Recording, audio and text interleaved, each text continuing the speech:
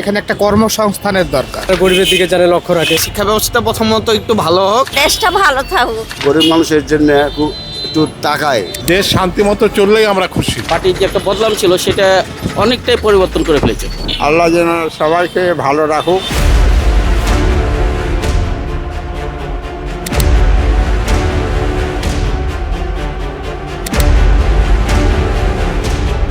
বড় বড় 20,000 10,000 কারখানা যদি করতে পারে, 50,000 টাকা লোক যদি খারাপ পারে, তাদের আবাদের মানুষের অভাবটা যেতে পারে। এমন এমন কাজ করে যে কিছু নাই, মানুষ না খাইতে পারছে না, এমন অবস্থা হয়ে যায়।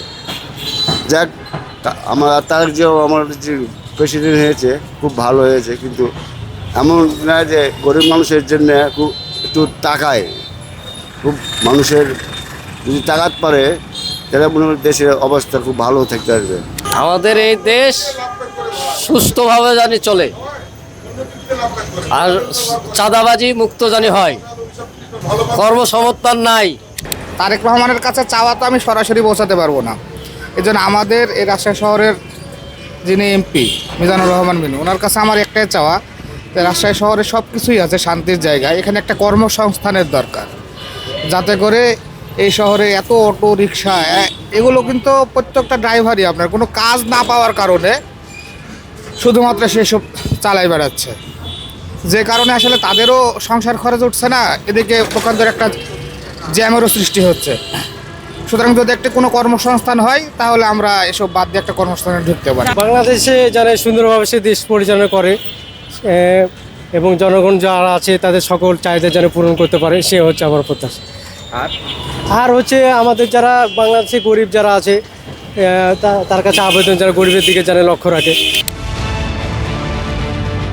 শিক্ষা ব্যবস্থা যদি একটু ভালো হয় তো এটা আমাদের জন্য একটু ভালো হবে, কারণ আগামী মানে আওয়ামী লীগ আমলে আমাদের শিক্ষা ব্যবস্থার উন্নতির জায়গায় অবনতি হয়েছে।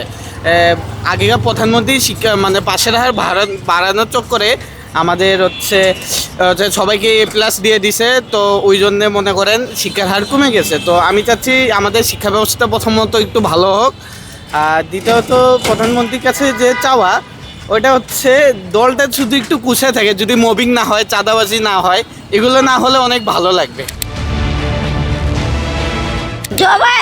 সবাই যে শান্তি পাবে আমরাও সেটা। আর কি চান? আর কি চাই, দেশটা ভালো থাকুক, এটাই আমরা চাই।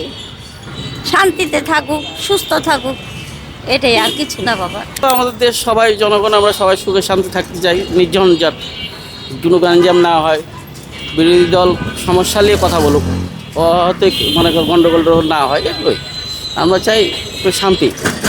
আর এই ভালোভাবে দেশ চালাক। তারপরে ওনার তো একটু খুব ভালো লাগছে, কারণ উনি বিদেশে ছিল, উনি কালচার তো বিদেশিভাবে দেখে এসছে, আর আমাদের বাংলাদেশের কালচার অনেকটা পরিবর্তন করেছে।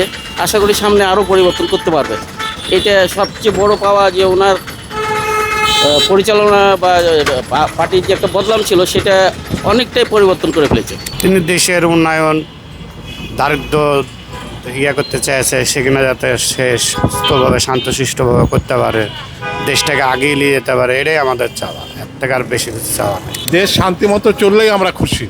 হ্যাঁ, যেন দেশে কোনো অরাজকতা না হয়, চাঁদাবাজি না হয়, দুর্নীতি না হয়। হ্যাঁ, এটা হলেই আমরা খুশি জনগণ। আর দ্রব্যমূল্য যেন নাগালের বাইরে থাকে না। দেখেন আজকে মাংস কিনলাম 800 টাকা কেজি, যেটা গতকালও 750 ছিল। এখন এইভাবে যদি দাম বাড়তে থাকে তাহলে তো এটা জনগণের জন্য খুব সমস্যা। আর কি দেশে আইন শৃঙ্খলা ভালো থাকুক, দুর্নীতি দূর হোক, সব কিছু নিয়মতান্ত্রিকভাবে, এবং যে জায়গায় বিশৃঙ্খলা হচ্ছে, মানুষের উপর নিপীড়ন হচ্ছে, এগুলো দূর হোক, মানবিক কল্যাণ হোক, সবাই ভালো থাকুক, এই প্রত্যাশা করি। চাঁদাবাজি এগুলো রাজধানী এগুলো ছিনতাই এইসব আমরা চাই না। আল্লাহ যেন সবাইকে ভালো রাখুক, সবাই সুস্থ থাকুক, ভালোভাবে দেশ চালায়, এটাই আমরা চাই। কেউ আমাদেরকে খাইতে দিবে না, কেউ পড়তেও দিবে না। আমাদের ভোট দেওয়ার বাকি ভোট দিয়েছি। এখন দেশ যেই চালায় ভালোভাবে চালালে পরে আমরা সুস্থ থাকতে পারবো। আমরা ভালো থাকতে, আমাদের ছেলে মেয়ে ভালো থাকতে হবে, এটাই আমরা চাই।